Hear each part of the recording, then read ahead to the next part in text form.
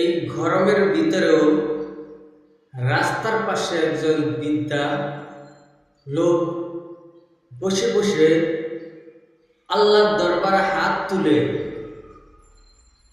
আকুতি মিনতি করছে, আল্লাহ আমাকে খাবার দেন, আল্লাহ আমাকে খাবার দেন। এই তীব্র গরমেও রাস্তার পাশে বসে এই মুরব্বী বাবাজি বলতেছে, আল্লাহ আমাকে খাবার দেন, আল্লাহ আমাকে খাবার দেন। যখন দুনিয়ার মানুষের চাওয়া পাওয়া শেষ হয়ে যায়, তখন একমাত্র চাইতে হবে কার কাছে? ওই মানুষটি বুঝতে পেরেছে, আমি দুনিয়ার কোনো মানুষের কাছে চাবো না, আমি দুনিয়ার কোনো মানুষের কাছে চেয়ে পাবো না, আমি একমাত্র আল্লাহ রাব্বুল আলামিনের কাছে যাব। হয়তোবা দুনিয়ার মানুষ আমাকে দিতে পারবে না, আমার আল্লাহ রাব্বুল আলামিন আমাকে দিবে। আমার আল্লাহ রাব্বুল আলামিন আমাকে কোনোদিন ফিরিয়ে দিবে না। আজকে দেখেন, মানুষগুলো ক্ষুধার যন্ত্রণায় কাতরাচ্ছে, এক মুঠ খাবার নেই, ক্ষুধার যন্ত্রণার জন্য ছুটোছুটি করছে।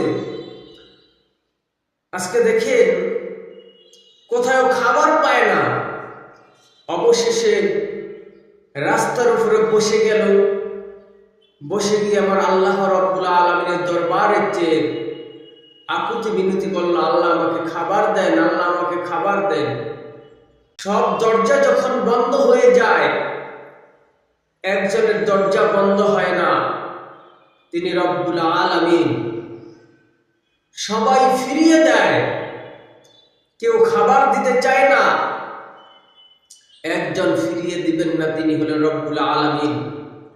আমরা যদি আল্লাহ রব্বুল আলামিনকে ডাকার মতো ডাকতে পারি, আল্লাহ রব্বুল আলামিন আমাদের রিজিক বাড়িয়ে দিবেন।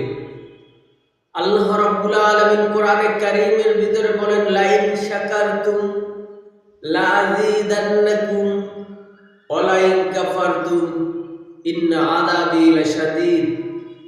ও বান্দা, তোমরা আমার নিয়ামতের শুকরিয়া আদায় করো, আমি নিয়ামতকে বাড়িয়ে দিব। আর যদি আমার নিয়ামতের শুকরিয়া আদায় না করো, তোমাদের কাছ থেকে আমি নিয়ামত ছিনিয়ে তো নিবই, কঠিন আযাব দান করব। এই জন্য সম্মানিত ভাইরা আমার, এই জন্য আমাদের চাইতে হবে কার কাছে? আমাদের রিজিকের মালিক একজন, তিনি কে? তিনি আল্লাহ রাব্বুল আলামিন। আমাদের একজনের কাছে চাইতে হবে, তিনি রব্বুল আলামিন।